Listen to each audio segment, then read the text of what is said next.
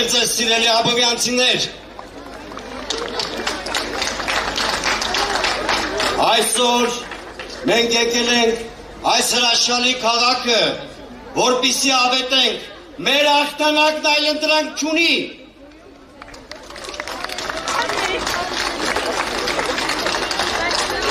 Ինչպես նշեցին իմ գործընկերները, մեր ծրագրում առանցքային տեղ ունի երաշխավորված խաղաղության մոդելի թեզը։ Սա ուղղակի կարգախոս չէ, սա այլ ընտրանք է այն նվաստացուցիչ քաղաքականությանը, որ վարում է գործող իշխանությունը հայ-ադրբեջանական հարաբերությունների գործընթացում։ Խեղճացած է Հայաստանը, Հայաստանը դրված է միակողմանի և ստորացուցիչ զիջումների առջև։ Մենք առաջարկում ենք խաղաղության մի մոդել, որը հիմնված է միջազգային երաշխավորների և միջազգային երաշխիքների վրա։ Եվ մենք վստահ ենք, որ միայն այդ կերպ է հնարավոր կանգնեցնել Ադրբեջանի ագրեսիվ քաղաքականության ճանապարհը և հիմքեր ստեղծել իրոք բալանսավորված և երաշխավորված խաղաղության համար։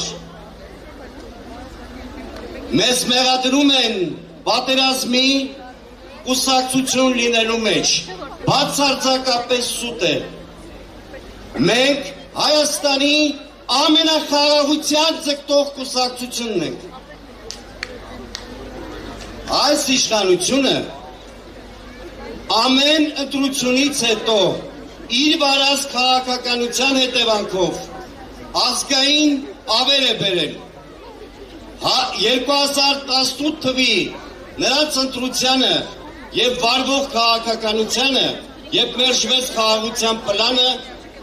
հաջորդեցին 44-օրյա պատերազմը և պարտությունը։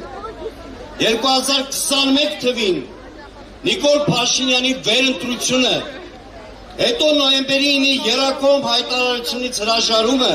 հանգեցրեց Արցախի կորստին։ Այս անգամ կոնին դրված է Հայաստանի ճակատագիրը։ Մենք մեր առաջարկած մոդելով նպատակ ունենք փրկել Հայաստանի Հանրապետությունը, նրա ինքնիշխանությունը և տարածքային ամբողջականությունը։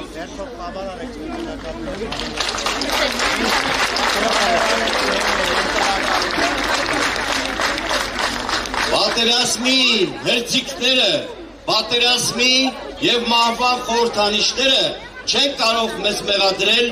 պատերազմ բերելու մեջ։ Մենք ձգտում ենք խաղաղության, ներքին համերաշխության,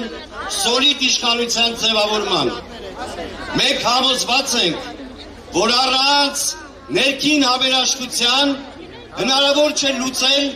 արտաքին որևէ խնդիր, հնարավոր չէ լուծել երկրում կուտակված բազմաթիվ խնդիրներ։ Այսօր որևէ կուսակցություն, որևէ առանձին անհատ ի վիճակի չեն հաղթահարել այն ճգնաժամը, որ գոյություն ունի երկրում և երկրի շուրջ։ Մեր պատկերացումը շատ հստակ է։ Մենք հասարակության և ընդդիմադիր դաշտի համախմբմամբ գնում ենք ազգային համերաշխության ստեղծման։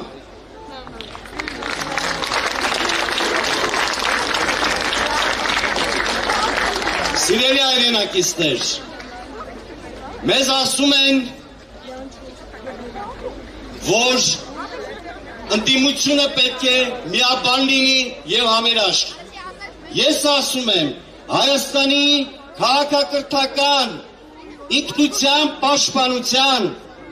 և երկրում իրավիճակ փոխելի հարցում ընդդիմությունը երբեք այսքան միասնական չի եղել։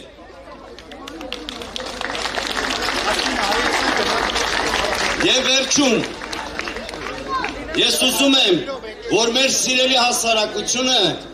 խանդավառվի իր մեծ հայրենակցի պարոն Ծառուկյանի կերպարով։ Պարոն Ծառուկյանը կարողացել է այս քաղաքը հսկայական տնտեսական ճյուղեր, սպորտը վերացնել եւ ցույց տալ մեկ մարդու օրինակով, մեկ համակարգի օրինակով, ինչպես են վերացնում երկիրը։ Մենք ունենք շատ ուժեղ եւ հուսալի առաջնորդ Գագիկ Ծառուկյանի դեմքով։